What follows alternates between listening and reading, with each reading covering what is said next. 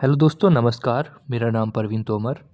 आप सभी के अपने YouTube channel Mahatma ji education में आप सभी का स्वागत करता हूं। दोस्तों, आज के इस लेक्चर में हम बात करने वाले हैं। पहली बात तो हमारा लेक्चर नंबर 3 होने वाला है। इससे पहले हमारे 2 लेक्चर आ चुके हैं। हेलो एल्केन व हेलो एरिन चैप्टर के 2 लेक्चर ऑलरेडी आ चुके हैं। ये हमारा लेक्चर नंबर 3 होने वाला है। ठीक है, तो मैं आपको थोड़ी बात बता देता हूँ आज क्लास स्टार्ट करने से पहले। इस वाले आज के इस लेक्चर में हम SN1 एंड SN2 अभिक्रिया के बारे में अच्छे से पढ़ने वाले हैं। ठीक है, एंड एक मैं आपको लेक्चर के एंड में लगभग 3 के आसपास सवाल भी पूछूंगा जो कि ऑलरेडी पेपर में आ चुके हैं। तो उन तीनों क्वेश्चन का जवाब आप सभी को कमेंट बॉक्स में ज़रूर से देना है। ठीक है, जिससे आपका प्रीवियस ईयर क्वेश्चन भी होता रहेगा और साथ के साथ हमारी क्लासेस भी चलती रहेंगी दोस्तों। ठीक है, तो एक बात का ध्यान रखना, जो भी मैं आपको पढ़ा रहा हूँ उसके डेली के डेली नोट्स बनाते हुए चलो। और सारा का सारा पेपर जो आने वाला है आपका, वो इसी क्लास में से आने वाला है। मतलब जो मैं आपको क्लास ले रहा हूँ, ये सीरीज़ चल रही है ना, पेपर लीक की सीरीज़, सारा पेपर इसी में से आएगा आपका। ठीक है, चलिए, तो अपना पहला टॉपिक आज हम बड़ी प्यार मोहब्बत वाली बातें करने वाले हैं। तो अपना पहला टॉपिक की तरफ चलते हैं। हमारा पहला टॉपिक है हेलो एल्केन की रासायनिक अभिक्रिया। देखो, आप सभी को पता होगा, हम हेलो एल्केन बनाने की विधि पढ़ चुके हैं, है ना, पढ़ चुके हैं। अब उस वो कैसे कैसे किसके साथ में रिएक्ट करता है, कैसे कैसे उसकी रासायनिक अभिक्रिया होती है, वो आज के इस लेक्चर में हम बात करने वाले हैं। लेक्चर बहुत ही शानदार होने वाला है, यानी कम टाइम में आपको बहुत ज़्यादा कंटेंट आज मैं देने वाला हूँ। ठीक है, देखो, तो सबसे पहले दोस्तों हम बात कर लेते हैं कि भैया ये क्या होता है। क्या होता है सर? नाभिक रागी प्रतिस्थापन अभिक्रिया क्या होता है? जो मैं आपको बोल रहा हूँ, जो मैं आपको समझाने की कोशिश कर रहा हूँ, उसको फिलहाल समझने की कोशिश करो। ठीक है, देखो, नाभिक का मतलब क्या होता है? नाभिक का मतलब होता है पॉजिटिव। नाभिक का मतलब होता है जिस पे धनावेश आवेश होता है ना, जिस पे पॉजिटिव चार्ज होता है, वो नाभिक होता है। रागी का मतलब क्या होता है? अनुराग सुना है? बोलो हाँ या ना। अनुराग का मतलब होता है, अनुराग पर्यायवाची होता है प्रेम का, है ना। जिसका नाम अनुराग है तो इसका मतलब ये है वो भाई बंदा प्यार करने वाला है। तो इसका मतलब ये हुआ, इसका मतलब होता है प्रेम से रिलेटेड। किससे रिलेटेड होता है सर? नाभिक तो होता है पॉजिटिव, रागी का मतलब होता है प्रेम, यानी जो पॉजिटिव से प्रेम करता है। और पॉजिटिव से प्रेम क्या कौन करता है? निगेटिव करता है। इस वजह से अगर मैं कहीं भी नाभिक रागी लिख रहा हूँ तो आप समझ लेना वहाँ पे NU-। ठीक है, मैं NU- लिखने की कोशिश करूँगा, NU-। ठीक है, तो आप समझ लेना यहाँ पे ये नाभिक रागी की मैं बात कर रहा हूँ। तो नाभिक रागी को मैं ऐसे रिप्रेजेंट करूँगा हमेशा। सर जी एक बार फिर से बताओ। मैं नाभिक का मतलब पॉजिटिव, रागी का मतलब प्रेम। जो पॉजिटिव से प्रेम करता है वो नेगेटिव तो होता है, इस वजह से नाभिक रागी को NU-1 NU- बोलते हैं। ठीक है, बिल्कुल बात समझ में आई। अब ध्यान से समझना, ये प्यार मोहब्बत वाली बात समझ में आ गई। ये प्यार मोहब्बत वाली बात उसी बंदे को समझ में आएगी जो ऐसे स्टिकर व्हाट्सएप पे भेजता हो, इंस्टाग्राम पे भेजता हो, ऐसे स्टिकर भेजता हो। तुम तो यार सिंगल आदमी हो, हैं?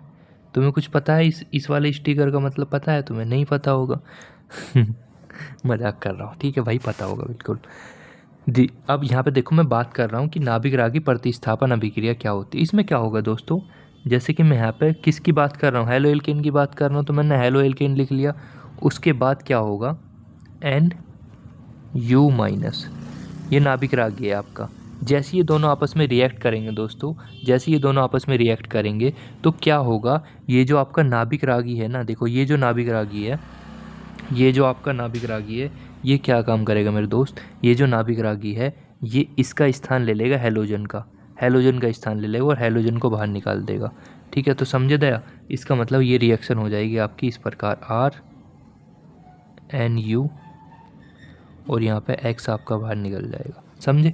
तो यही है डेफिनेशन, क्या बनेगी नाभिक रागी प्रतिस्थापन में। देखो आपको क्या महसूस हुआ, जो मैंने आपकी रिएक्शन कराई उसमें आपको क्या महसूस हुआ कि हमें सर ये महसूस हुआ कि जो हैलोजन का स्थान था वो नाभिक रागी ने ले लिया और हैलोजन को बाहर निकाल दिया। तो यही तो नाभिक रागी प्रतिस्थापन अभिक्रिया होती है। समझ में आई बात? बोलो हाँ या ना। आई बात अच्छे से समझ में आई है भाई साहब? ठीक है जी भाई साहब, ये बात अच्छे से समझ में आ गई। अब देखो दोस्तों, एक बात ध्यान रखना, नाभिक रागी प्रतिस्थापन अभिक्रिया 2 प्रकार की हो सकती है।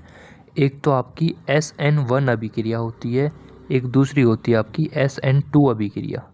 दोनों में क्या डिफरेंस होता है सर? दोनों में डिफरेंस ये होता है कि जो आपकी SN1 अभिक्रिया है, जो आपकी SN1 अभिक्रिया है, ये 2 चरणों में पूरी होती है, यानी 2 स्टेप में पूरी होती है। पहले स्टेप में क्या होता है और दूसरे स्टेप में क्या होता है, मैं थोड़ा हिंट देना चाहता हूँ आपको। इसको पढ़ेंगे अभी डिटेल में, पहले मैं थोड़ा सा हिंट दे रहा हूँ कि क्या क्या हम पढ़ेंगे।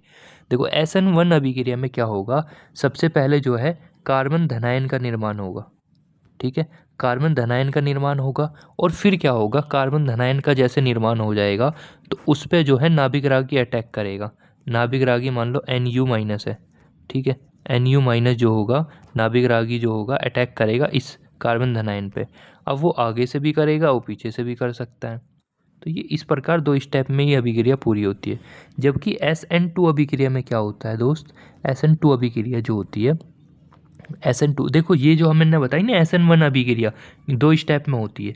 इसमें ध्यान रखना, जो अभिक्रिया वेग होता है ना, वो पहले वाले पद पर ही निर्भर करता है, दूसरे वाले पद पे निर्भर नहीं करता। और ध्यान रखना, इसमें टेम्परेचर भी कम ही लगता है, तो इसमें तापमान भी कम ही लगता है। जबकि SN2 अभिक्रिया में क्या होता है दोस्त, SN2 अभिक्रिया में ये होता है कि यहाँ पे नाभिक रागी डायरेक्ट अटैक करेगा। और कहाँ से अटैक करेगा, नाभिक रागी, देखो पता है ना, नाभिक रागी तो आपको मैं बता चुका हूँ, NU माइनस, NU माइनस जो है, ये जो भी यहाँ पे हेलो एल्केन होगा उस पर पीछे से अटैक करेगा दोस्त।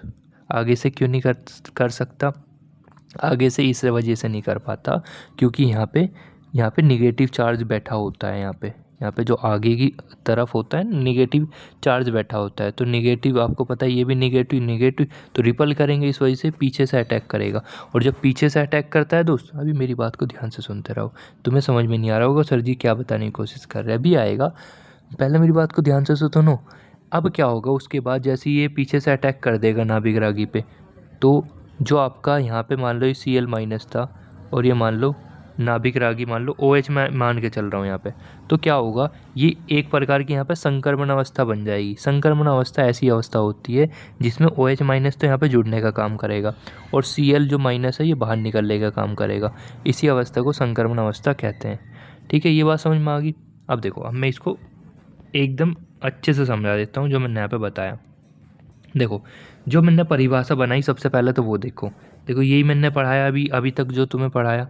अब देखो, इसकी परिभाषा जो बनेगी सेम वही बनेगी जो मैंने तुम्हें बना के दिखाई। क्या बना के दिखाई सर, एक बार फिर बताओ। यदि हेलो एल्केन, देखो हेलो एल्केन तो ये रहा RX में अभी तक पढ़ते हुआ आ रहे। RX क्या होता है, हेलो एल्केन के हैलोजन को अन्य नाभिक रागी प्रतिस्थापित कर दे। नाभिक रागी ये रहा, ये हैलोजन को प्रतिस्थापित कर दिया, तो इस प्रकार की अभिक्रिया को क्या बोलते हैं, नाभिक रागी प्रतिस्थापन अभिक्रिया कहते हैं। ये 2 प्रकार की होती है, मैं बता ही चुका हूँ आपको, SN1 अभिक्रिया एंड SN2 अभिक्रिया। तो सबसे पहले हम बात करने वाले हैं SN1 अभिक्रिया के बारे में। ठीक है, तो अभी मैंने आपको बताया 2 स्टेप में होती है, तो पहला स्टेप है उसका SN1 अभिक्रिया का पहला स्टेप। ठीक है, तो SN1 अभिक्रिया का पहले स्टेप हम बात कर लेते हैं। देखो, सबसे पहले स्टेप में क्या होगा, कार्बन धनायन का निर्माण होगा। कार्बन धनायन का मतलब मैं आपको पिछले लेक्चर में बता कर आया हूँ कि अगर वो अपना इलेक्ट्रॉन क्या कर रहा है, अपना इलेक्ट्रॉन त्याग कर जा रहा है, तो कार्बन धनायन वहाँ पे बन जाएगा। देखो जैसे कि ये है, अब देखो यहाँ पे Cl है। अब Cl क्या काम करेगा, Cl एक काम करेगा, जो Cl के इलेक्ट्रॉन है वो इलेक्ट्रॉन यहाँ पे छोड़ के चला जाएगा। ठीक है, बोलो हाँ या ना। और जब छोड़ कर जाएगा, बताओ, ठीक है, तो यहाँ पे जब ये जाएगा तो यहाँ पे Cl माइनस आ जाएगा, यहाँ पे पॉजिटिव आ जाएगा। अब देखो बन गया। पर ये रिएक्शन जो होती है ये बहुत ज़्यादा स्लो होती है, धीमी रिएक्शन होती है। ठीक है, तो वही देखो मैंने यहाँ पे लिख रखा है, हेलो एल्केन सर्वप्रथम एक स्थायी कार्बन धनायन में परिवर्तित होता है। ठीक है, ये इसका वो है मैकेनिज्म, यानी ये इस प्रकार क्रियाविधि के द्वारा ही काम करेगा।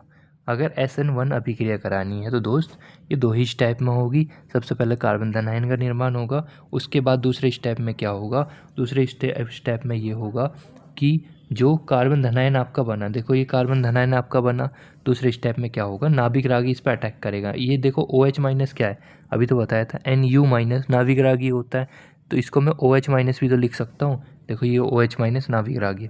अब नाभिक रागी इसमें आगे से भी अटैक कर सकता है, पीछे से भी अटैक कर सकता है, और रिएक्शन काफ़ी फास्ट होती है। सर जी आगे पीछे से मतलब क्या, देखो यहाँ पे पॉजिटिव है, अब जब यहाँ पे पॉजिटिव है तो यहाँ पे आगे से भी अटैक कर लेगा, पीछे से भी अटैक कर लेगा। सर जी अगर यहाँ पे नेगेटिव होता फिर, अगर नेगेटिव होता फिर यहाँ से अटैक नहीं कर पाता, फिर ये पीछे से ही अटैक करता। ठीक है भाई, आई बात समझ में नहीं आई? ठीक है, इसलिए हम क्या काम करते हैं, SN1 अभिक्रिया में सबसे पहले कार्बन धनायन का निर्माण करते हैं। ठीक है, आई बात समझ में? तो ये हुआ, ये रिएक्शन फास्ट होगी। अब क्या होगा, देखो मान लो ये पहला यहाँ पे अटैक करा तो देखो यहाँ आ जाएगा, दूसरी बार में यहाँ पीछे अटैक करा तो जब पीछे अटैक करेगा तो क्या होगा, पीछे अटैक करेगा तो पीछे आ जाएगा ये। तो इसका मतलब ये हुआ 50% इसकी पॉसिबिलिटी है बनने की, 50% पॉसिबिलिटी इसकी है। कुछ भी बन सकता है पर बनेगा इन दोनों में से एक ही। ये बात समझ में आई या नहीं आई? समझ में आई बात या नहीं आई?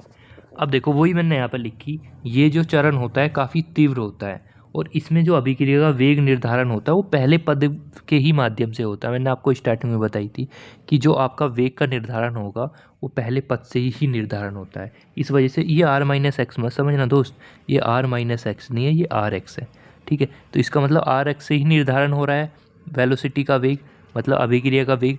जब एक पद से ही निर्धारण हो रहा है तो इसका मतलब एक पद पर ही निर्भर कर रहा है और इसी वजह से इसको क्या बोलते हैं, SN1 अभिक्रिया रिएक्शन कहते हैं और उसमें कम टेम्परेचर की आवश्यकता होती है। एक अणु पर निर्भर कर रहा है ना, इस वजह से इसको एक अणुक नाभिकीय रिएक्शन भी कहते हैं, क्योंकि एक अणु पर निर्भर कर रहा है, सिंपल सी बात है। ठीक है, तो मुझे लगता है ये यहाँ तक बात समझ में आई होगी। देखो मुद्दे की बात बता रहा हूँ। मुद्दे की बात यह है कि भैया SN1 रिएक्शन में क्या होगा, सबसे पहले कार्बन धनायन का निर्माण होगा पहले स्टेप में, फिर दूसरे स्टेप में क्या होगा, उस पर अटैक होगा, आगे से भी हो सकता है वो अटैक, पीछे किसका अटैक होगा, नाभिक रागी का अटैक होगा। ये बात समझ में आ गई या नहीं आई? ठीक है सर, बस ये बात ध्यान रखनी है थोड़ी सी, इसको जब एक बार खुद प्रैक्टिस करके देखोगे तो तुम्हारे हाथ पे जम जाएगी बात। अब हम बात कर रहे हैं दोस्त SN2 रिएक्शन। SN2 रिएक्शन में क्या होगा, देखो SN2 रिएक्शन में क्या होगा, यहाँ पे देखो कार्बन धनायन का निर्माण नहीं होगा, पहली बात ध्यान रखना, यहाँ पे कार्बन धनायन का निर्माण नहीं होगा और यहाँ पे आगे से अटैक नहीं होगा। आगे से क्या नहीं होगा, यहाँ पे आगे से अटैक भी नहीं होगा, कार्बन धनायन का निर्माण भी नहीं होगा। दो बात तो आपको ध्यान रखनी है। सर ऐसा क्यों होता है, देखो वो भी बता देता हूँ ऐसा क्यों होता है। देखो पहली बात तो आपको, देखो ये आपका क्या है, ये आपको मान लेते हैं ये आपका हेलोइल्केन है। ठीक है, ये आपका क्या है, नाभिक रागी। और जैसे यहाँ पे नाभिक रागी अटैक करेगा पीछे से, सर जी आगे से क्यों नहीं, क्योंकि यहाँ पे देखो Cl के ऊपर माइनस है और जब माइनस है तो क्या होगा, ये आगे से अटैक करने में थोड़ा, मतलब हम ये बोल सकते हैं ये नहीं कर पाएगा आगे से अटैक। आगे से अटैक नहीं कर पाएगा तो पीछे से जाके अटैक करेगा और जब पीछे से जाके अटैक करेगा तो देखो धीरे धीरे धीरे ये यहाँ पे OH पीछे से अटैक हो जाएगा Cl। इसका मतलब ये जो स्टेज होती है ना, ये वाली जो स्टेज निकल के आती है, इसी स्टेज को हम संक्रमण अवस्था कहते हैं। और संक्रमण अवस्था की खास बात ये होती है दोस्त, क्या होती है सर खास बात, खास बात ये होती है कि भैया Cl तो दूर चला जाता है इससे, मतलब Cl तो दूर जाता हुआ चला जाएगा और OH पास में आता चला जाएगा। एक टाइम ऐसा आएगा कि Cl भाई इससे अलग ही हो जाएगा बिल्कुल। ठीक है, आई बात समझ में नहीं आई? तो वही मैंने क्या लिख रखा है, वही यहाँ पे मैंने थ्योरी के रूप में लिख रखा है। देखो थ्योरी में क्या लिख रखा है, इस अभिक्रिया में हेलोइल्केन पर नाभिक रागी का पीछे से अटैक होता है। सर जी आगे से, भाई साहब ये क्रिया विधि है, इसमें मैं अपनी दिमाग कुछ नहीं लगा सकता, ये स्टेप है और मैंने यहाँ पे समझाने की भी कोशिश करी ऐसा क्यों हुआ। यह संक्रमण अवस्था का निर्माण होता है और उत्पाद बनाती है। ठीक है, ये सब चीज़ आपको ध्यान रखना है दोस्त। आगे चलते हैं। देखो बट इसकी खास बात ये होती है, इसकी खास बात ये होती है कि दो पद पर निर्भर करता है, यानी नाभिक रागी पे भी निर्भर करता है और जो इसका फर्स्ट हेलोइल्केन वाला पद है दोनों पद पर निर्भर करता है। इस वजह से एक पद एक तो दो पद हो जाएगा ही, और जब दो पद हो जाएगा इस वजह से इसको SN2 रिएक्शन कहते हैं, SN2 रिएक्शन कहते हैं। अतः हम बोल सकते हैं इसको द्विअणुक नाभिकीय प्रतिस्थापन अभिक्रिया कहते हैं। मुझे ऐसा लगता है इसमें कोई दिक्कत वाली बात नहीं होगी। चलो अब मैं कुछ यहाँ पे कंसेप्ट बता रहा हूँ, ध्यान से समझ लेना, ये कंसेप्ट बहुत इंपॉर्टेंट है। कंसेप्ट वही है जो मैंने अभी तक आपको पढ़ाए हैं, मतलब अभी तक जो मैंने आपको पढ़ाए हैं वही कंसेप्ट यहाँ पे है। ठीक है, तो पहला कंसेप्ट की मैं बात कर लेता हूँ कि SN2 में कार्बन धनायन का निर्माण नहीं होता, बता चुका मैं ऑलरेडी, क्योंकि यहाँ बनने वाला कार्बन धनायन स्थायी नहीं होता। अब देखो मैंने कहा था ना, बताऊंगा मैं इस बात को कि कार्बन धनायन का निर्माण क्यों नहीं हो रहा, क्योंकि हर एक चीज़ का एक टाइम होता है, जैसे इस चीज़ का अभी टाइम है। अब मैं कह रहा हूँ कि कार्बन धनायन का अगर मान लो SN2 रिएक्शन में निर्माण हो भी गया, मान लो हो गया, SN2 रिएक्शन में कार्बन धनायन का निर्माण हो भी गया, पर वो अनस्टेबल होगा। इसका मतलब जो हम मेहनत करके उसको कार्बन धनायन बना रहे हैं पर वो उतना हमें रिजल्ट नहीं दे पाएगा, वो अनस्टेबल होगा। इस वजह से हम इसमें कार्बन धनायन बनाते ही नहीं, क्योंकि हमें पता है कि अनस्टेबल होगा, फिर फ़ायदा ही नहीं मिलने का हमको। तो पहली बात तो ये ध्यान रखनी है। समझ में आया पहला पॉइंट। दूसरा पॉइंट, आर एक्स की प्रकृति। देखो आर एक्स की प्रकृति क्या होती है, मैं आपको समझाता हूँ सिंपल भाषा में। आर एक्स की प्रकृति का मतलब होता है, जैसे आपका 3 डिग्री आर एक्स है, 2 डिग्री आर एक्स है, 1 डिग्री आर एक्स है। देखो एक बात का ध्यान रखना, क्या ध्यान रखना, देखो एक बात का ध्यान रखना, जैसे मान लो 3 डिग्री है, या मान लो 2 डिग्री है, या मान लो 1 डिग्री। पहले तो ये बताओ 1 डिग्री, 3 डिग्री, 2 डिग्री का मतलब समझ में आता है तुम लोगों को या नहीं आता? बोलो, बताओ इस बात का मतलब समझ में आता है नहीं? देखो 3 डिग्री का मतलब है अगर सी एस थ्री यानी जो कार्बन इनसे जुड़ा हुआ है, उस कार्बन से जुड़े हुए जो है ना, उसमें 3 CH3 आ रहे हैं, ठीक है, तो आप समझ लेना 3 डिग्री है। अगर 2 आ रहे हैं तो 2 डिग्री है, अगर मान लो 1 आ रहा तो 1 डिग्री है। अब मेरी बात को ध्यान से समझना, जो मैं समझाने की कोशिश करूँगा। क्या समझाने की कोशिश कर रहे हो सर? एक बात बताओ, ये वाला जो है ज़्यादा स्थान घेरता है। देखो CH3, देखो 3 CH आ रहे हैं ना, तो ज़्यादा स्थान घेर रहा है। अगर उसी बात को मैं CH2 के रूप में लिखूँ तो कम स्थान घेरेगा। लिख के देखो ना अपनी कॉपी में, CH तो लिख। अगर मैं यहाँ पर 2 ही CH3 ले रहा हूँ तो इसका मतलब क्या होगा, कम स्थान घेरेगा। अगर मान लो मैं इसको भी हटा दूँ, इसको भी, वो एक ही लिखता हूँ, तो उससे भी कम स्थान घेरेगा। इसका मतलब आपको क्या ध्यान रखना है कि अगर CH3 की संख्या ज़्यादा है, CH3 की संख्या ज़्यादा है तो उसकी त्रिविम बाधा अधिक होती है। ध्यान रखना, उसकी त्रिविम बाधा क्या होती है, उसकी त्रिविम बाधा, त्रिविम बाधा, त्रिविम बाधा क्या होती है, उसकी त्रिविम बाधा क्या होती है सर? उसकी त्रिविम बाधा जो होती है वो अधिक होती है। सर रीज़न बताओ। त्रिविम बाधा का मतलब कौन कितना स्थान घेर रहा है, मतलब कौन कितना ज़्यादा प्लेन घेर रहा है, कितना ज़्यादा स्थान घेर रहा है, उसको हम त्रिविम बाधा कहते हैं। और जो ज़्यादा स्थान घेरता है ना CH3, तो उसकी त्रिविम बाधा अधिक हो जाती है। और जब त्रिविम बाधा अधिक हो जाती है तो SN2 रिएक्शन में प्रॉब्लम आनी शुरू हो जाती है। प्रॉब्लम इन द सेंस कि अगर मान लो मैं SN2 रिएक्शन की बात कर रहा हूँ, तो त्रिविम बाधा अगर अधिक है तो वो अटैक नहीं कर पाएगा, अटैक करना मुश्किल हो जाएगा। जो पीछे से अटैक कर रहा था ना, उसके लिए वो मुश्किल हो जाएगा। इस वजह से तुमने देखा होगा, क्या देखा होगा सर?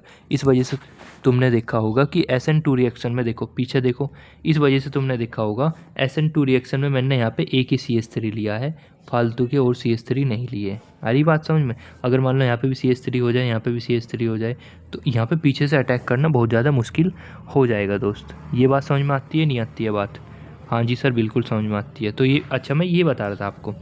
अब एक चीज़ बताओ, 3 डिग्री आर एक्स, देखो पहले लाइन पर जाओ, जो मैंने पहला पेज पढ़ाया था तुम्हें, उसमें मैंने तुम्हें बताया था। देखो जैसे तुम पहले पेज पे जाओगे तो देखो 1 2 3, ये 3 डिग्री आर एक्स है या नहीं? हाँ जी सर, 3 डिग्री आर एक्स है। जब ये 3 डिग्री आर एक्स है तो ये कौन से रिएक्शन के अंदर आ रहा है? तुम कहोगे सर ये SN1 रिएक्शन के अंदर आ रहा है।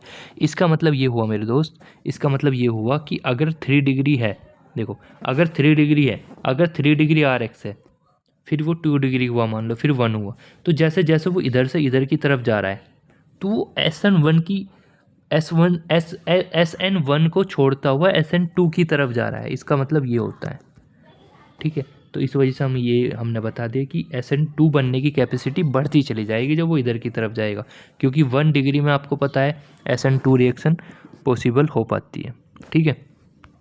ये भी समझ में आ गया होगा। अगला कंसेप्ट देखो, अगला कंसेप्ट हम बात कर रहे हैं हैलोजन की प्रकृति। देखो अभी जो मैं समझा रहा हूँ उसको फिलहाल समझते हुए चलना। हैलोजन की प्रकृति का मतलब होता है मेरे दोस्त, देखो मैं इसको थोड़ा जूम करके बताता हूँ क्या होता है। देखो हैलोजन की प्रकृति का मतलब, ये कंसेप्ट का मतलब है, ये छोटे छोटे क्वेश्चन बन सकते हैं पेपर में, ठीक है। जिससे मैं मतलब एक साथ ही आपको समझाता हुआ चलूँगा और आपके कंसेप्ट भी क्लियर हो जाएंगे और पेपर में क्वेश्चन भी बन जाएंगे। ये फ़ायदा होता है हमारे कंसेप्ट के माध्यम से, ठीक है भाई साहब। देखो आपको पता है F कितने नंबर पे आता है आवर्त सारणी में, आपको ये भी पता है Cl, ये तो पता है ना F कितने नंबर पे आता है भाई, पता है नहीं पता? हाँ जी सर पता तो है। अब एक चीज़ बताओ मुझे भाई साहब, अब मुझे एक चीज़ बताना, F का आकार छोटा होता है, हाँ जी सर। Cl उससे बड़ा होता है, हाँ जी सर। Br उससे भी बड़ा होता है, हाँ जी सर। I तो उससे भी बड़ा होता है, हाँ जी सर। अब एक बात मेरी ध्यान से सुनना, बहुत इंपॉर्टेंट बात बताऊँगा, इंपॉर्टेंट बात इन द सेंस, इसका आकार छोटा है, इसका आकार उससे बड़ा है, इसका आकार सबसे बड़ा है, सबसे छोटा आकार किसका है, सबसे छोटा इसका है, सबसे बड़ा किसका, सबसे बड़ा इसका है। अब एक चीज़ बताओ, जिसका आकार जितना छोटा होगा, जिसका आकार जितना छोटा होगा, जिसका आकार जितना छोटा होगा, जिसका आकार जितना छोटा होगा, जिसका आकार जिसका आकार जिसका आकार जिसका आकार जितना बड़ा होगा, जिसका आकार जितना बड़ा होगा। अब एक चीज़ बताओ, जिसका आकार जितना छोटा होगा उसकी बंद बनाने की क्षमता उतनी ही अधिक होगी। मतलब जो होगा ये टाइटली बाउंड बना रहा होगा, मतलब ये क्या होगा, ये टाइट बाउंड बंद बना रहा होगा। ये बंद कैसा बना रहा होगा, एकदम टाइटली बंद बना रहा होगा। जबकि यहाँ पे ये जो बंद बना रहा होगा ये इसके हिसाब से इतना टाइट बंद नहीं बना रहा होगा। समझ रहे हो, क्योंकि यहाँ पे जो है इसको बांधने की क्षमता ज़्यादा होती है, यहाँ पे इसको बांधने की क्षमता कम होती है। समझ आ जाता हूँ, ध्यान से समझना। मान लो कि भैया, और छोटा लेता हूँ, मान लो कि भैया ये छोटा सा, आजा, ये हमारा छोटा सा बाबू, ठीक है, ये छोटा सा बाबू है, और ये भाई साहब हो तुम, ये हो भाई साहब तुम।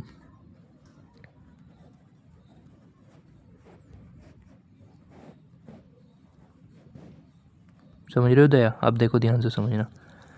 अब ये तो भाई साहब हो, ये तो है छोटा सा बाबू, ये कौन है, छोटा सा बाबू, ये हो तुम लोग, है ना। देखो कितने खतरनाक रावण भी फेल हो रहा है तुम्हारे सामने। अब एक चीज़ बताना, जो मम्मी पापा होंगे इसको टाइटली बांध के रखेंगे कि भैया बेटा बाहर मत जा, गाड़ी आ जाएगी, गाड़ी के आगे आ जाओगे, बेटा बाहर मत जा, बिल्ली पकड़ के ले जाएगी। डराते हैं ना छोटे छोटे बच्चों को, बेटा बाहर मत जा नहीं तो तुझे भूत ले जाएगा, ऐसे ऐसे। और भैया देखो, इसका मतलब बच्चे को पकड़ के इस वजह से रखना पड़ता है क्योंकि छोटा है, उसको इतना पता नहीं, इतनी नॉलेज भी नहीं है, ठीक है। जबकि भाई तुम्हें तो चलो मान लो थोड़ा सा बांध के रखते होंगे, पर तुम तो भैया इंडिपेंडेंट हो, ट्यूशन भी अपने आप ही जा रहे हो, स्कूल भी अपने आप जा रहे हो। यहाँ पे छोटा सा बाबू भाई स्कूल में भी 3-4 साल का जब हो जाएगा, जब जाएगा, और उसके मम्मी पापा लेके जाएंगे उसको। समझ रहे हो, ये बात समझ में आई होगी जो मैंने समझानी। इसका मतलब इसका आकार छोटा है तो इसका बंद जो होगा मजबूती से बनेगा, इसका बंद जो होगा वो इतनी मजबूती से नहीं बनेगा।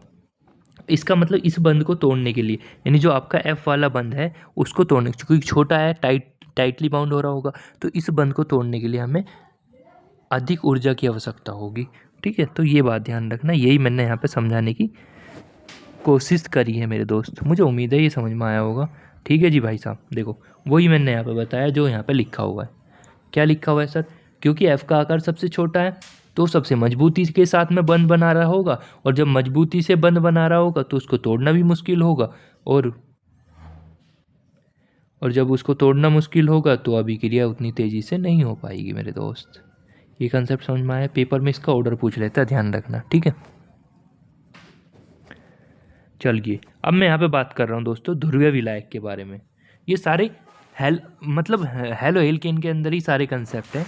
तो हमारा 5वां कंसेप्ट है ध्रुवीय विलायक। ध्रुवीय विलायक का मतलब होता है H2O, ठीक है। ध्रुवीय विलायक का मतलब होता है H2O, ये बात समझ में आती है। अब देखो ये जो ध्रुवीय विलायक होता है ये SN1 में तो अलग तरीके से काम करता है, SN2 में अलग तरीके से काम करता है, ये बात समझ में आती है नहीं। SN1 में अलग तरीके से काम करता है, SN2 में अलग तरीके से काम करता है। अब देखो मैं पहला बात कर लेता हूँ दोस्तों SN1 रिएक्शन के अंदर। देखो ये तो आपको पता है कार्बन धनायन का निर्माण हमने कर लिया था SN1 रिएक्शन में, और मैंने कहा था SN1 रिएक्शन जो होती है 2 स्टेप में होती है। पहले कार्बन धनायन का निर्माण होगा, उसके बाद नाभिक रागी अटैक करेगा, आगे से भी कर सकता है पीछे से भी कर सकता है। ये बात मैं बता चुका हूँ या नहीं, यस और नो, आप कहोगे हाँ जी सर। अब इसमें क्या होगा, जो आपका ध्रुवीय विलायक का मतलब होता है H2O। देखो ये क्या काम करेगा इस प्रकार, देखो ये यहाँ पे डेल्टा प्लस बनाएगा, यहाँ पे भी डेल्टा प्लस बनाएगा, यहाँ पे डेल्टा माइनस बनाएगा, ठीक है। ओके सर, ये बात समझ में आती है जी। अब देखो ध्यान से समझना, ये क्या काम करता है, इसके साथ में है ना ध्रुवीय विलायक बना लेगा। इसका मतलब यहाँ से भी बना लेगा, यहाँ से भी बना लेगा, और जब यहाँ से बना लेगा तो इस वजह से इसका स्थायित्व जो होगा वो अधिक हो जाएगा, ठीक है। इसका स्थायित्व अधिक हो जाएगा और इस पर पॉजिटिव इफेक्ट पड़ेगा, ऐसा नहीं कि बहुत बुरा प्रभाव पड़ेगा, पॉजिटिव इफेक्ट पड़ेगा, मतलब ठीक ठाक प्रभाव पड़ेगा, सकारात्मक प्रभाव पड़ेगा इस चीज़ का, ठीक है जी भाई साहब। बट जैसे ये SN2 रिएक्शन पे इफेक्ट करेगा, मतलब SN2 रिएक्शन पे क्या इफेक्ट डालेगा, देखो समझना ये इंपॉर्टेंट है, क्योंकि पिछले वाला तो आसान भी था। ये थोड़ा इंपॉर्टेंट है। देखो SN2 रिएक्शन पे ध्रुवीय विलायक का क्या प्रभाव पड़ता है, देखो समझना। मैं SN2 रिएक्शन ले लेता हूँ कोई, बताओ कौन सी लेनी है, ले लेते हैं सर। देखो जैसे ये मान लेते हैं CHHCl,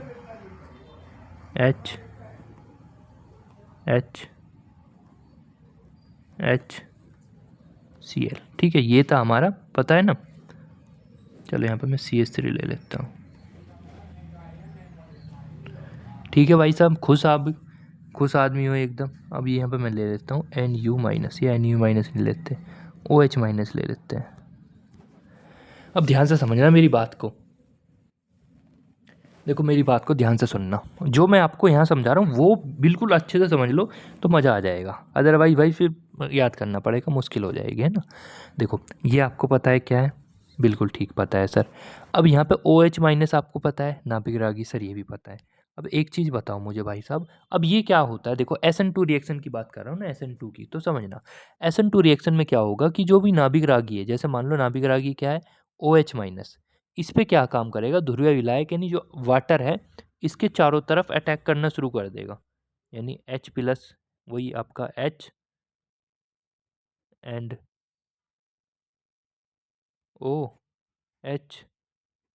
OH इस प्रकार चारों तरफ से अटैक करना शुरू कर देगा। ठीक है, देखो समझ रहना। ठीक है, तो क्या काम करेगा, चारों तरफ से इस पे अटैक करना शुरू कर देगा। जैसे ही चारों तरफ से इस पे अटैक करना शुरू कर देगा मेरे दोस्त, तो ये जो नाभिक रागी है, क्योंकि आपको पता है SN2 रिएक्शन में क्या होता है, नाभिक रागी पीछे से अटैक करता है, हाँ या ना, बोलो हाँ या ना। नाभिक रागी पीछे से अटैक करता है। अब ध्यान से समझना, इसमें जब पीछे से अटैक करेगा, परंतु यहाँ पे तो ये ध्रुवीय विलायक इस पे चारों तरफ से अटैक कर रहा था पहले, इसका मतलब ये हुआ कि जो आपका नाभिक रागी है वो ज़्यादा भारी हो जाएगा। भारी इन द सेंस, क्योंकि इसमें ध्रुवीय विलायक अधिक मात्रा में अटैक कर चुके हैं, तो इस वजह से क्या हो जाएगा, भारी हो जाएगा। और जब भारी हो जाएगा तो ये अटैक ही नहीं कर पाएगा पीछे से। ठीक है, तो ये यहाँ पे लिखा हुआ है, इस वजह से इसमें नकारात्मक प्रभाव पड़ेगा ध्रुवीय विलायक का। ठीक है, तो ये मैंने बता ही दिया क्या होता है, इसको पढ़ लेना खुद से। ठीक है भाई, तो ये मैंने बताने की कोशिश करी। चलिए, अब मैं यहाँ पे आपके सामने क्या ले लेता हूँ जी भाई साहब, यहाँ पे ले लेता हूँ मैं एक क्वेश्चन। ठीक है, अभी क्लास ख़त्म नहीं हुई, कभी भाग जाओ छोड़ के, अभी क्लास चल रही है। मैं यहाँ पे ये पूछना चाह रहा हूँ, ये पिछले क्लास का क्वेश्चन पूछ रहा हूँ। देखो 2024 पेपर में आ रखा है, इस वजह से पूछ रहा हूँ। ये कह रहा है कि भैया जब RX NaI से अभिक्रिया करती है तो उस अभिक्रिया का नाम बताओ क्या है। ठीक है, उस अभिक्रिया का नाम बताइए क्या होगा। ठीक है, तो ये 2024 का क्वेश्चन आ रखा है पेपर में। ये क्वेश्चन मैं इसलिए करा रहा हूँ जिससे आपका कॉन्फिडेंस बढ़े कि हाँ सर जो पढ़ा रहे वो पेपर में आता है, इस वजह से। यूपी बोर्ड, ये आप सभी आप कमेंट बॉक्स में इसका आंसर देना, जब आपकी क्लास ख़त्म हो जाए ना उसके बाद इसका आंसर बताना, ABCD जो भी है आप इसका आंसर ज़रूर देना। अगर सीरियस हो तो देना, मजाक कर रहे हो तो मत करो, वीडियो मत देखो, बंद कर दो। ठीक है, ठीक है, चलिए अब हम चलते हैं अगले कंसेप्ट की तरफ दोस्त। अगले कंसेप्ट में हम पढ़ने वाले हैं क्या, विलोपन अभिक्रिया। ठीक है, विलोपन अभिक्रिया क्या पढ़ने वाले हैं सर, अगले कंसेप्ट में हम पढ़ने वाले हैं विलोपन अभिक्रिया। देखो विलोपन अभिक्रिया भी हमारी E1 E2 करके होती है, पर हमको केवल E1 ही पढ़नी है। पहले बात तो समझना, विलोपन अभिक्रिया क्या होती है। विलोपन अभिक्रिया होती है, पता है ना क्या होती है, विलोपन अभिक्रिया का मतलब तो पता है ना, विलोपन अभिक्रिया का मतलब किसी चीज़ को विलोप करने का काम करेगी। ठीक है, देखो इस अभिक्रिया के लिए हम दुर्बल क्षार का प्रयोग करते हैं। ठीक है, क्योंकि यहाँ पे कुछ स्टेप हमें फॉलो करने होते हैं, कुछ स्टेप फॉलो करने का इन द सेंस कि सबसे पहले तो हम क्या काम करते हैं, दुर्बल क्षार के माध्यम से H+ आयन ग्रहण कर सकता है। ठीक है, समझना कुछ स्टेप में होती है ये रिएक्शन, और इसमें जो होगी अधिक टेम्परेचर की भी आवश्यकता होती है, ये भी ध्यान रखना आपको। देखो जैसे कि मैंने यहाँ पे ही समझाने के लिए लिया है। ठीक है, ये देखो जैसे मैं यहाँ पे करा रहा हूँ, ये आपका कौन सा क्षार है, ये आपका दुर्बल क्षार है। सर क्या होगे सर, दुर्बल दुर्बल क्षार ही क्यों, प्रबल क्षार क्यों नहीं, अभी बताऊंगा, सिंपल समझते रहो। इसका मतलब जैसे ही ये रिएक्शन करेगा तो ये इसका पहला काम क्या होगा, इसका पहला काम होगा इसमें से Br को बाहर निकालना। क्या करना, इसमें से Br को बाहर निकालना। ध्यान रखना, हमेशा विलोपन जो अभिक्रिया है ईवन रिएक्शन में हमेशा Br माइनस पहले बाहर निकलेगा। यही इसका पहला टारगेट है। जैसे वहाँ पे कुछ स्टेप होते थे ना SN1 रिएक्शन में, ऐसे ही यहाँ पे ये स्टेप होगा। सबसे पहले Br माइनस जो है वो बाहर निकलेगा। बाहर निकल चुका है। उसके बाद क्या होगा? उसके बाद क्या होगा दोस्तों? उसके बाद ये होगा, देखो ये हमारा हो गया था, ठीक है। उसके बाद देखो ये वाली तो मैं बता रहा हूँ, देखो ये तो आपकी नॉर्मली वो है ईवन रिएक्शन, ये तो ईवन रिएक्शन है। ये आपकी SN1 रिएक्शन है, क्योंकि मैंने बताया कम टेम्परेचर की जब भी ज़रूरत होगी तो आप समझ लेना SN1 रिएक्शन हो रही है, ठीक है। और आपको पता है ये मान लो ये नाभिक रागी है हमारा, ये मैं नाभिक रागी इसमें ये मान के चल रहा हूँ। तो नाभिक रागी आपको पता है कहाँ पे अटैक कर सकता है? आपको पता है नाभिक रागी यहाँ पे अटैक कर सकता है, ठीक है। तो इस वजह से आपका क्या बन जाएगा? आपका ये कंपाउंड बन जाएगा यहाँ पे, ठीक है जी भाई साहब। अंडरस्टैंड या नॉट अंडरस्टैंड? ठीक है। अब जैसे मैं यहाँ पे क्या काम करता हूँ, देखो ये आपका क्या है। अब तुम कहोगे सर जी क्या मतलब है इस बात का? देखो सबसे पहला हमने क्या बनाया? कार्बन धनायन बनाया। समझो इस बात को, कार्बन धनायन बनाया हमने सबसे पहले, क्योंकि मैं यहाँ पे आपको सिमिलरिटी बता रहा हूँ कि क्या इन दोनों में अंतर है। तो मैंने जो कार्बन धनायन बनाया उस पर मैंने CH3O माइनस का अटैक कराया कम टेम्परेचर पर, तो SN1 रिएक्शन हुई, जो कि आपको पता है अटैक कहाँ होगा? अटैक यहाँ हो जाएगा, ठीक है। सर जी अटैक यहाँ भी तो हो सकता है, इधर से मतलब इसके इधर भी, दोनों तरफ से अटैक हो सकता है, ठीक है। अब देखो ध्यान से समझना। अब मैं अधिक टेम्परेचर पे, क्योंकि आपको पता है अधिक टेम्परेचर की आवश्यकता किसको होती है? जो हमने ईवन रिएक्शन पढ़ी उसको होती है। अब इसमें क्या होता है, इसके जीवन का उद्देश्य यही होगा कि देखो CH3 CH एंड CH2 ये क्या काम करेगा, यहाँ से इस वाले H को निकाल देगा, ठीक है। यानी H प्लस के रूप में H को निकाल देगा, ठीक है। फिर आपको सीक्वेंस पता होना चाहिए इसका। इसका सीक्वेंस होता है RF RCl RBr II, ठीक है। जो अधिक वो होती है ना आई की होती है। रीजन पता है क्या? क्योंकि इसका आकार बड़ा होता है, इसका आकार छोटा होता है। मैं पिछली एक्सप्लेनेशन में इस चीज़ को बता चुका हूँ अच्छे से, ठीक है। देखो यहाँ पे मैंने बताया कि भैया E1 के लिए हम दुर्बल क्षार का प्रयोग करते हैं, प्रबल क्षार का प्रयोग क्यों नहीं करते? क्योंकि हमें पता है कि भैया हमें कुछ स्टेप फॉलो कराने हैं। स्टेप इन द सेंस, सबसे पहला हमें H प्लस, जो हमारे H प्लस है उसको यहाँ पे हमें बनाने की कोशिश करनी है, ठीक है। परंतु यहाँ पे क्या होगा, अगर मान लो हमने परबल क्षार ले भी लिया तो एक्स, तो हम ये चाहते हैं कि सबसे पहले Br माइनस निकले, उसके बाद H प्लस के रूप में कुछ ना कुछ निकले। तो यहाँ पे जो होगा परबल क्षार जो होगा वो इंतजार ही नहीं करेगा कि Br माइनस को निकालने का इंतजार ही नहीं कर पाएगा, वो पहले ही अटैक कर देगा, इसको निकलने से पहले ही अटैक कर देगा। इस वजह से हम यहाँ पे परबल क्षार का प्रयोग नहीं करते। ये ध्यान रखना, छोटा सा क्वेश्चन है, पेपर में आ जाता है। चलिए अब मैं कुछ और बात बता देता हूँ आपको। कंसेप्ट ध्यान रखना है, ये इंपॉर्टेंट कंसेप्ट है। इसके ऊपर पेपर में बहुत ज़्यादा रिएक्शन पूछी जाती है। देखो ये जो आपका कंसेप्ट है काफ़ी इंपॉर्टेंट है। इस वाली रिएक्शन में क्या होने वाला है, मान लो ये आपका कोई कंपाउंड है, अभिकारक है।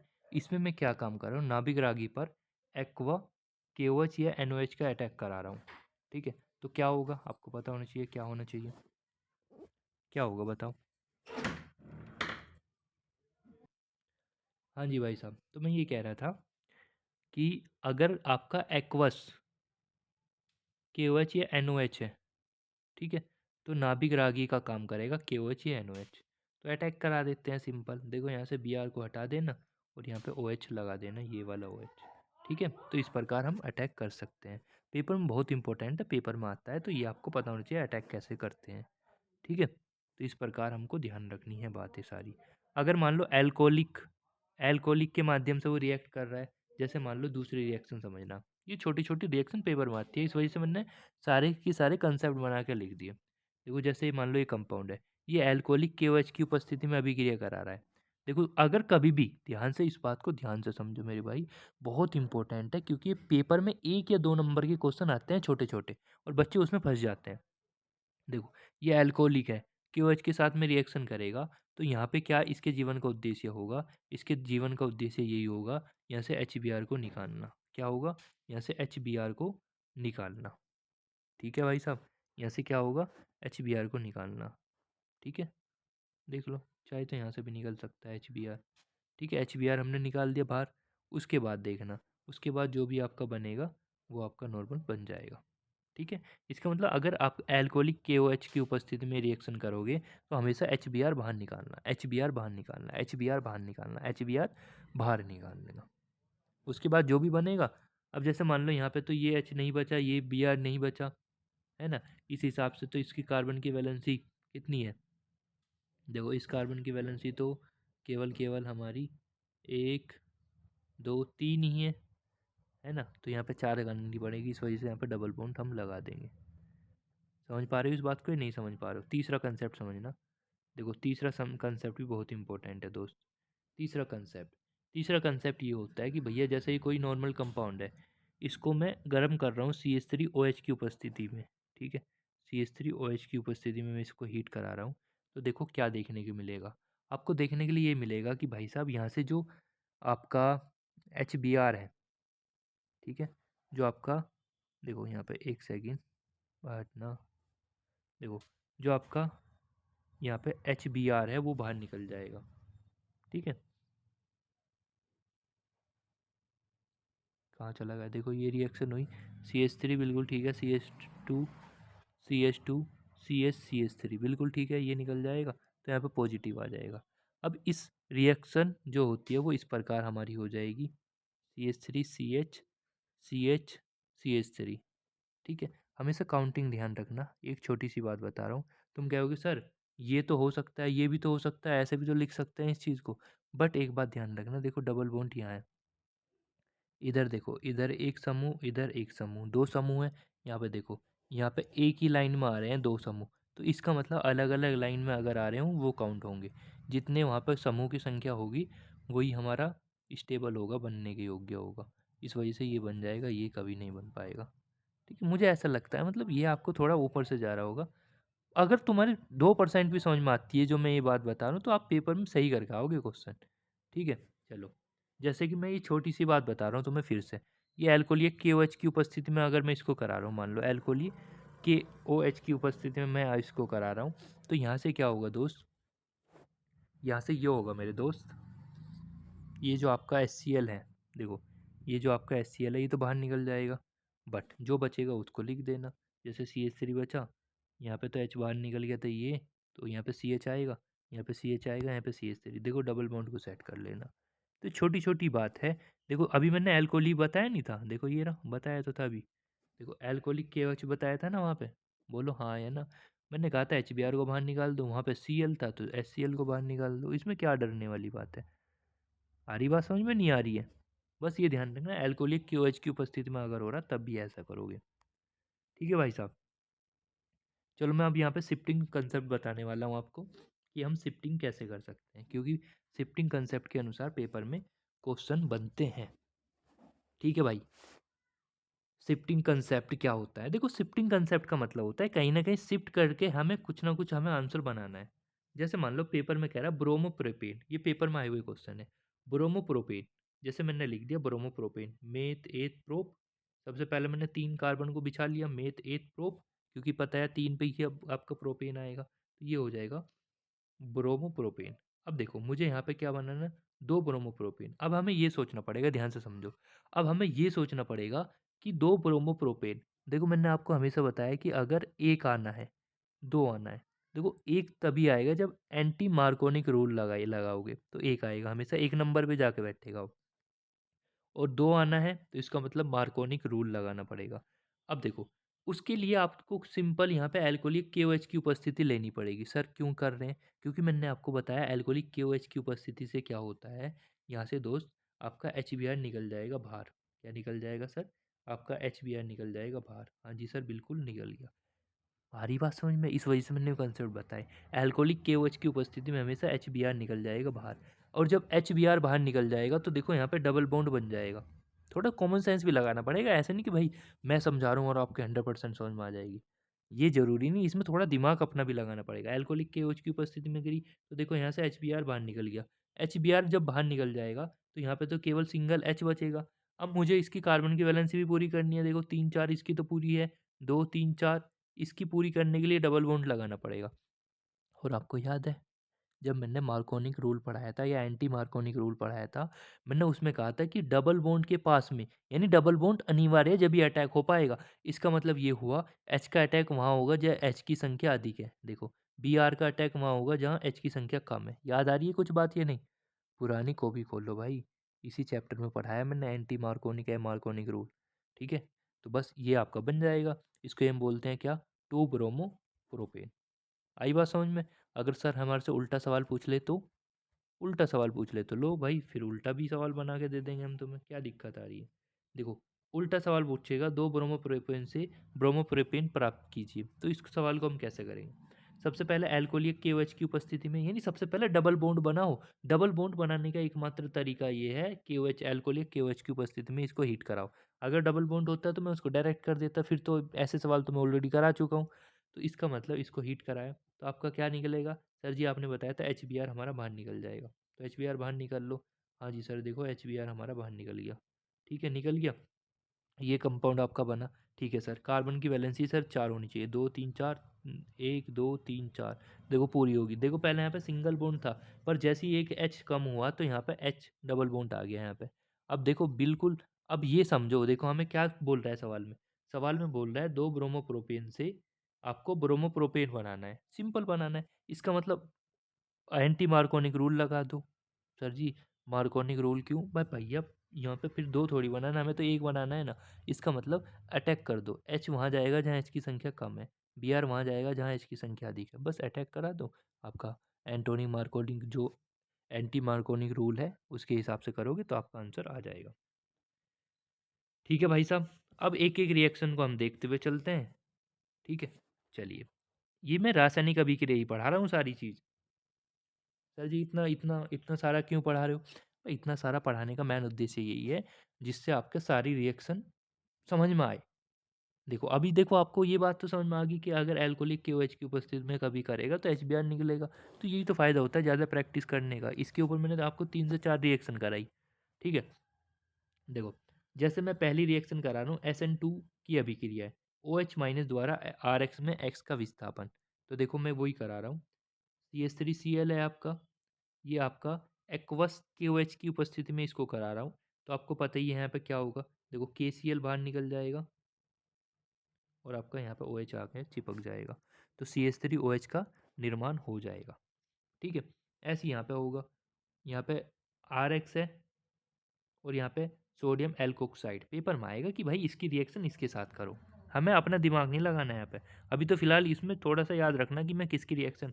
देखो ये तो पता ही है ना आपको, हेलो एल्केन है, ये भी तो हेलो एल्केन ही था। आर के स्थान पर बस मैंने यहाँ पे CH3 ले लिया, यहाँ पे एक्स के स्थान पर Cl ले लिया।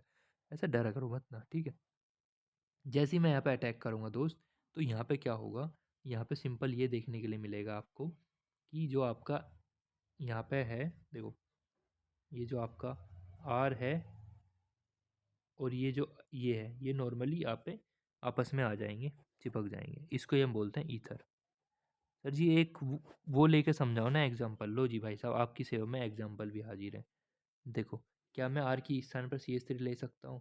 क्या मैं एक्स के स्थान पर Cl ले सकता हूँ? हाँ जी। क्या मैं आर के स्थान पर CH3 ले सकता हूँ? हाँ जी सर। और तो सेम ही है। अब क्या होता है देखो, अब ये नॉर्मली ये होता है कि भैया देखो यहाँ पे तो Cl माइनस है, तो इसमें आगे से तो अटैक होगा नहीं, सिंपल सी बात है। और वैसे भी देखो हम किसकी एग्जाम्पल पढ़ रहे हैं, देखो समझना, हम किसके एग्जाम्पल पढ़ रहे हैं सर? हम SN2 की रिएक्शन के एग्जाम्पल पढ़ रहे हैं। और आपको पता है SN2 में क्या होता है? पीछे से अटैक होता है। देखो अगर मैं इसको भी तोड़ लेता हूँ प्लस और माइनस में, क्योंकि के पे पॉजिटिव आता है, ओ पे माइनस आता है, तो सिंपल ये होगा, ये जी ओ एच माइनस जो होगा ये पीछे से अटैक करेगा इस पे जाके, करा, और ये आपका जो के सी एल है ये आपका बाहर निकल जाएगा।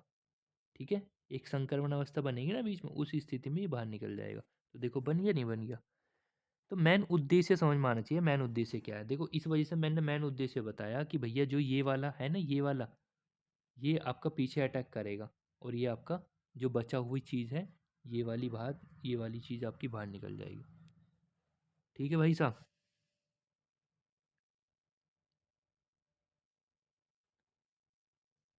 ओके ब्रो, बताओ नोट प्रॉब्लम या यस प्रॉब्लम?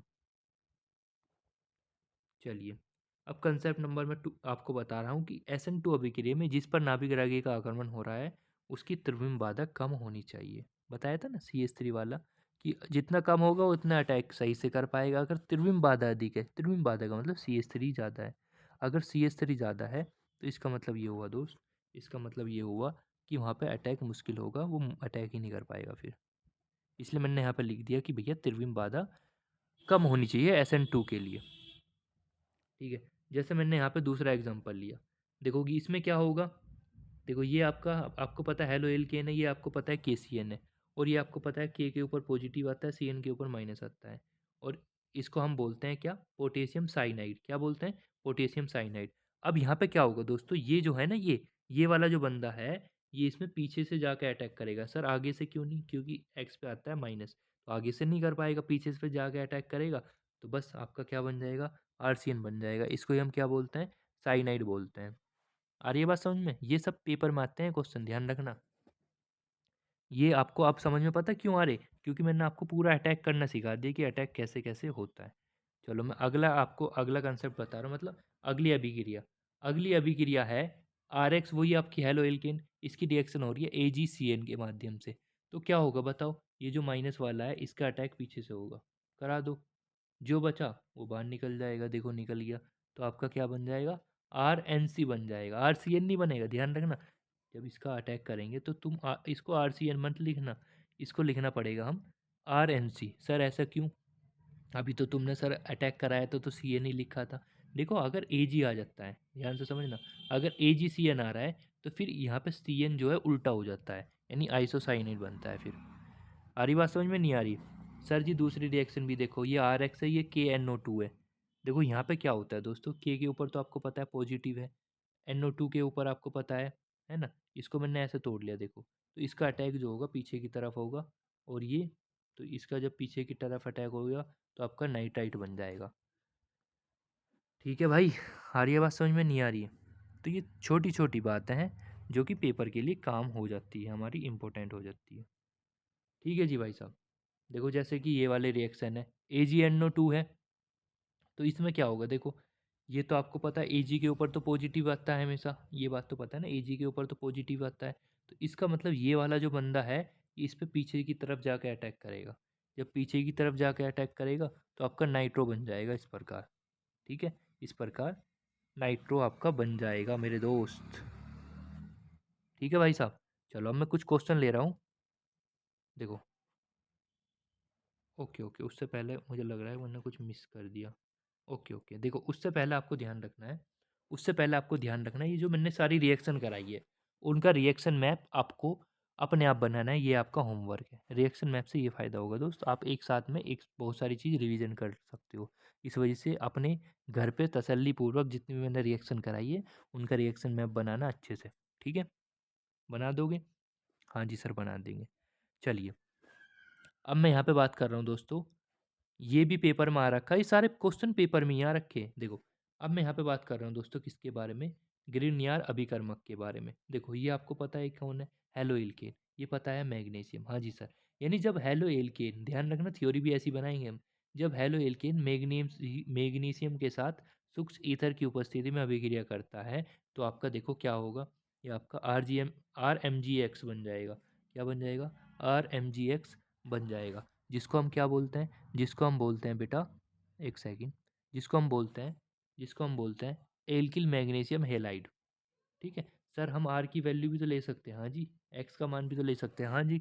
तो लो जी भाई साहब, इसका मान रख के एक बार अभिक्रिया और समझा देते हैं आपको। देखो इसका मान लेके हम अभिक्रिया करा रहे हैं तो आपको क्या होगा, सिंपल बन जाएगा CH3MgBr, यानी मेथिल मैग्नीशियम ब्रोमाइड आपका बन जाएगा। तुमने एक चीज़ नोट करी, बताइए। हाँ जी सर बताओ। तुमने एक चीज़ यहाँ पे नोट करी है, देखो एक चीज़ यहाँ पे नोट करने वाली बात ये है कि भाई साहब देखो, इसकी रिएक्शन जैसी मैंने इसके साथ कराई तो ये आर के पास जा रहा है, यहाँ पे भी तो आ सकता था MG के पास। देखो समझना, इंपॉर्टेंट चीज़ है बता रहा हूँ, देखो यहाँ पे बता देता हूँ थोड़ा जूम करके। देखो समझने वाली बात है, इस वजह से समझा रहा हूँ, मैंने लिखा RMGX। देखो इन दोनों के बीच में जो बंध पाया जाता है वो कौन सा बंध होता है, वो होता है आपका, इन दोनों के बीच में जो बंध पाया जाता है वो होता है आपका आयनिक बंध। आयनिक बंध, इन दोनों के बीच में जो बंध होता है वो होता है सहसंयोजक बंध। सहसंयोजी बंध बोल दो या सहसंयोजक। ठीक है। अब इसमें ध्यान रखना, जो आपका आयनिक बंध होता है वो ज़्यादा पावरफुल होता है। तो यहाँ पे जो हमारी अभिक्रिया होगी ना, तो हमेशा यही वाला बंध टूटेगा, ये वाला ध्यान रखना, ये वाला बंध टूटेगा यहाँ से। क्यों टूटेगा, मैंने आपको कंसेप्ट भी समझा दिया, क्योंकि आयनिक बंध जो होता है ज़्यादा मजबूत होता है, जबकि सहसंयोजी बंध जो होता है उतना मजबूत नहीं होता, इस वजह से ऐसा होता है दोस्त। ठीक है, चलिए ये मैंने बता ही दिया। चलिए अब मैं नेक्स्ट कंसेप्ट की बात कर रहा हूँ, मतलब इसी के ऊपर ही चल रहे हैं अभी तक हम। वुड्स अभिक्रिया पेपर में बहुत ज़्यादा आता है, वुड्स अभिक्रिया। तो वुड्स अभिक्रिया क्या काम करती है? वुड्स अभिक्रिया, ये आपका हेलो एल्केन है, ये आपका सोडियम है, ये सूक्ष्म ईथर की उपस्थिति में जैसी रिएक्शन करता है दोस्त, तो यहाँ पे देखो NaX तो बाहर निकल जाएगा, बस आपका R ये बन जाएगा। ठीक है, देखो एग्जाम्पल के माध्यम से मैं समझा रहा हूँ। अगर मैं R का मान ले लूँ CH3, X का मान ले लूँ Br या Cl कुछ भी ले लो, है ना। पर जैसे ही मैं इसकी सूक्ष्म ईथर की उपस्थिति में रिएक्शन करूँगा, देखो मैंने यहाँ पे लिया, तो यहाँ पे देखो CH3 बन गया और NaBr आपका बाहर निकल गया। अब तुम्हें एक चीज़ समझनी है यहाँ पे, देखो यहाँ पे तो केवल R है, देखो यहाँ पे 2-3 नंबर मैंने रिएक्शन को बैलेंस करने के लिए लिखा। अभी इसको, अभी फिलहाल के लिए इसको ये मत समझना कि यहाँ पे ये क्यों है। देखो यहाँ पे सिंपल 1 है, मतलब यहाँ पे सिंपल R 1 है, यहाँ पे सिंपल R हो चुके हैं 2। इसका मतलब अगर कभी भी आपसे ये बोलेगा नहीं, उसको उसकी सहायता से बनाइए, और अगर वहाँ पे डबल बोल रहा है कि मान लो कह रहा है कि मेथ मेथ की हेल्प से एथ को बनाइए या एथ की हेल्प से ब्यूट को बनाइए, तो समझना इसका मतलब अगर डबल बनाने की बात करेगा तो यहाँ पे वुड्स अभिक्रिया हमेशा लगेगी। सर जी कैसे कैसे बता रहे हो? देखो मैं एक क्वेश्चन ले रहा हूँ, उससे आपकी अंडरस्टैंडिंग सही हो जाएगी मैं क्या बोलने वाला हूँ। ठीक है, ये तो समझ में आ गया। अब देखो क्वेश्चन आएगा, इसकी परिभाषा मैंने आपको दे दी। क्वेश्चन आएगा जी इस टाइप का। किस टाइप का आएगा सर? क्वेश्चन आएगा आपका इस टाइप का, जो मैंने यहाँ पर लिखा, ब्रोमो एथेन से ब्यूटेन का निर्माण करो। देखो एथेन है, देखो एथेन तो 2 पे आता है, ब्यूटेन 4 पे आता है, कहीं ना कहीं डबल हो रहा है, तो आपको दिमाग लगाना पड़ेगा दोस्त कि यहाँ पे वुड्स अभिक्रिया काम करेगी। सर जी एक बार करके दिखा देना। देखो ब्रोमो एथेन का मतलब समझते हो या नहीं? बताओ पहले ये बताओ, ब्रोमो एथेन का मतलब समझते हो या नहीं? देखो मेथ एथ, ये तो समझ में आता है नहीं, CH3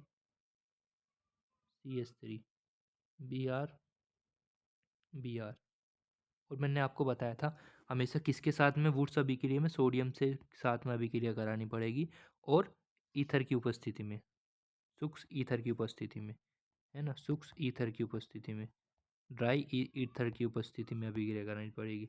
देखो यहाँ से ये बाहर निकल गया। हाँ बोलो या ना? अच्छा यहाँ पे तो 2 अणु लेने पड़ेंगे ना, तभी तो काम चलेगा बोलो। देखो समझना, दोबारा बताता हूँ, मैंने मिस्टेक कर दी, मतलब मिस्टेक नहीं, मैंने उसको एथ ही लिखा था, मुझे तो मतलब मेथ लिखा था, मुझे तो एथ लिखना है ना, तो मैं क्या काम करूँगा दोस्त, मैं ऐसे लिखूँगा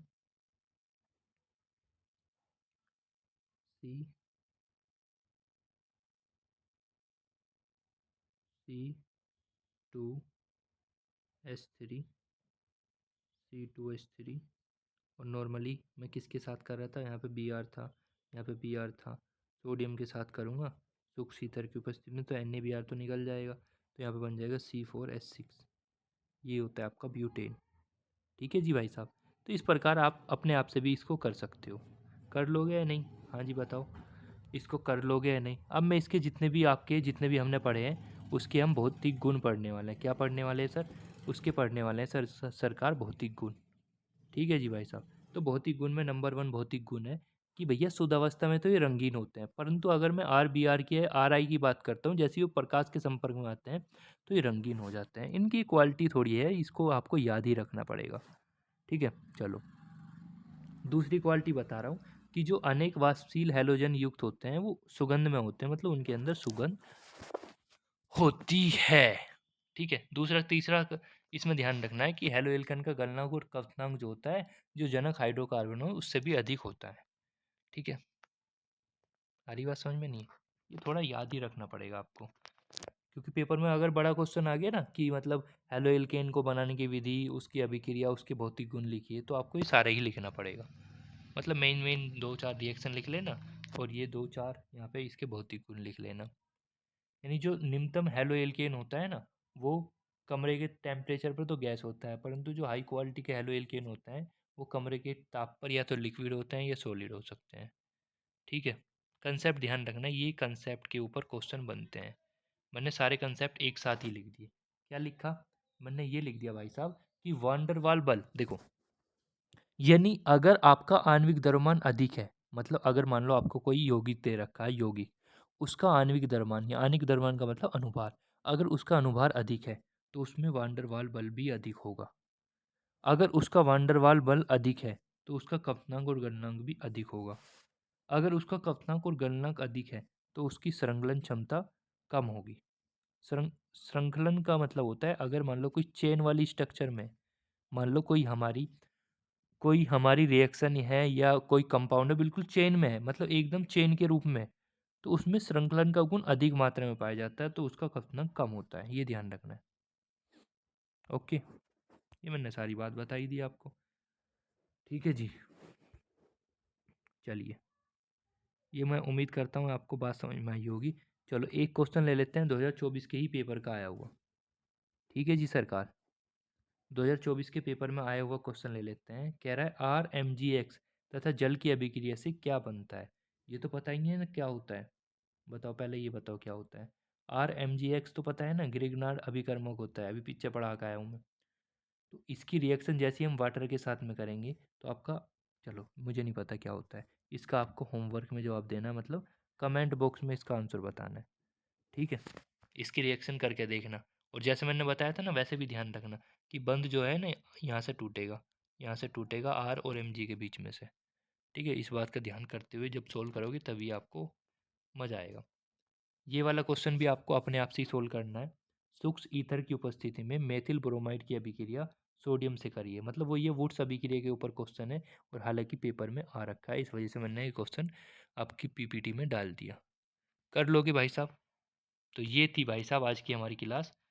ये 3 सवालों के जवाब आपको देने हैं, जो मैंने आपको 3 सवाल दिए हैं।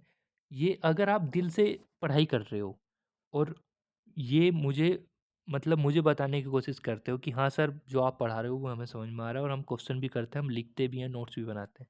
तो जो मैंने 3 क्वेश्चन पूछे हैं, इन तीनों का जवाब आप सभी को कमेंट बॉक्स में देना है। ठीक है जी? कर लोगे? ओके, डन है।